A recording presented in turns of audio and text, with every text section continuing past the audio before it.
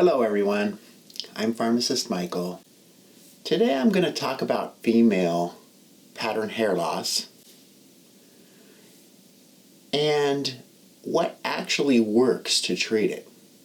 I know a lot of women suffer from this across our nation, probably in the world. So stay tuned and learn what you can do. Welcome to Pharmacist Michael's Happy Healthy Living channel, where you will learn how to improve your life, one video at a time. Female pattern hair loss, or FPHL, also called female androgenic alopecia, is a diffuse non-scarring loss of hair. The hair loss is most apparent in the frontal, central, and parietal scalp regions. This condition is most common in adult females, and its incidence increases with age. Unfortunately, this disease shows variable responses to treatment. Not surprising, FPHL can lead to low self-esteem, poor body image, depression, and a lower overall quality of life. We know that the hair follicle changes in alopecia are similar for men and women, but the presentation and response to therapy is different. FPHL normally occurs during the reproductive years. The second peak occurs at menopause, which is about 50 to 60 years of age. A study conducted in 2001 found a 3% incidence of FPHL among 1,008 Caucasian women in their 30s. This prevalence increased slowly with age and was 32% in the 9th decade of life. The combined prevalence was about 19%. The first-line treatment for FPHL is Minoxidil or Rogaine. Many are familiar with Rogaine, as it has been approved for use in men's hair loss since 2006.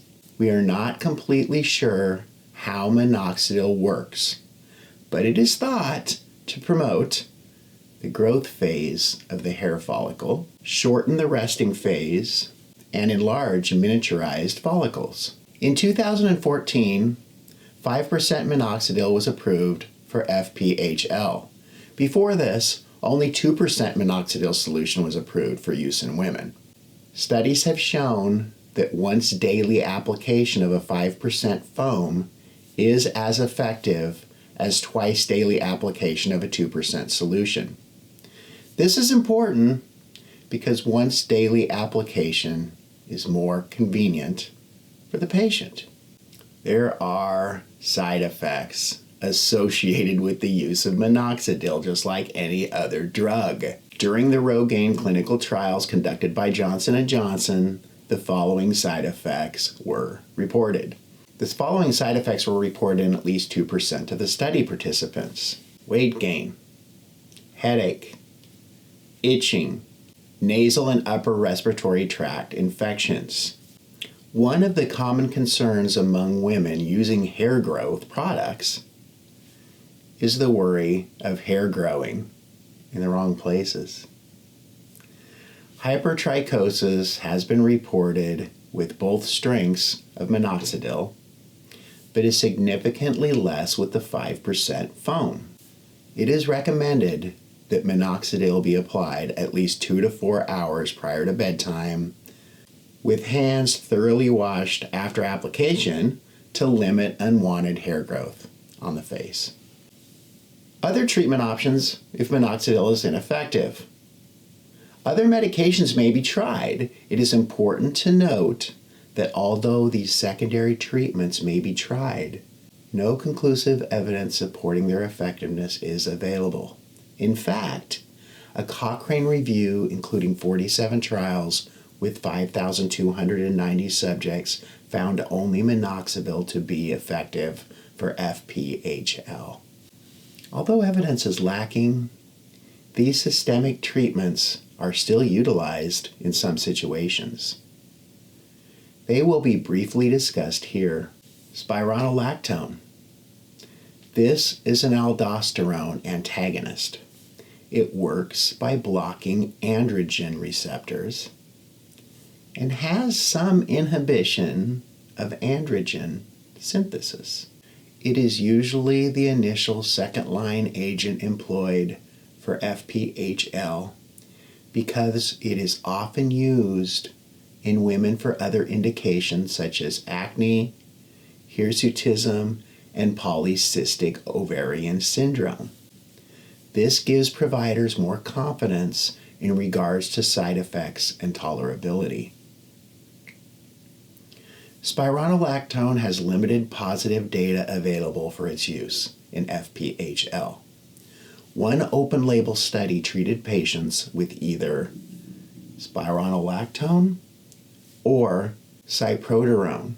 The average duration of treatment in this study was 16 months. There was no difference between the groups. 44% of the patients experienced regrowth of hair. 44% showed no change, and 12% had continued hair loss. Finasteride is another option. Finasteride is often used to treat baldness in men. It works by inhibiting the conversion of testosterone to dihydroxytestosterone. This medication is usually well tolerated in females, and because of the limited options for women who fail minoxidil, it may be another option. Flutamide has a few studies supporting its usefulness in FPHL. In one prospective cohort study of 101 premenopausal women, Flutamide was associated with an average of 15% improvement of hair thickness at 6 months and 28% at 2 years. Another case study found Flutamide reversed hair loss in a patient who had failed treatment with the combination of spironolactone and topical minoxidil. Flutamide is associated with side effects such as decreased libido, GI distress, and rarely liver failure. The threat of liver failure has limited Flutamide's use in FPML. What about low-level laser light therapy? Photobiomodulation therapy, or low-level laser light therapy, has also been used to treat FPHL. A study published in 2014 in the American Journal of Clinical Dermatology found a clinically significant difference in terminal hair density between an FDA-approved low-level laser product, laser comb, and a sham device. This was a randomized, double-blind, sham device controlled study of 128 male and 141 female subjects. The patients who used the laser comb also reported an improvement in hair thickness and an overall improvement of their hair loss condition as compared to the sham-treated patients. There were no serious adverse effects reported with the use of the laser comb. This device may be a good alternative for hair loss patients who either do not respond to medications or have adverse effects or contraindications to available treatments. What about surgery? When all other treatments fail, hair transplantation surgery is an option. Unfortunately, this is not always effective, as transplant failure is possible. This procedure is also costly and time-consuming for the patient. There may also be an increased amount of hair loss early on, and pain and infection is also a risk. What about polycystic ovarian syndrome alopecia? This is caused by an increase in male hormones. Treatments for this are the same as those that I've already described.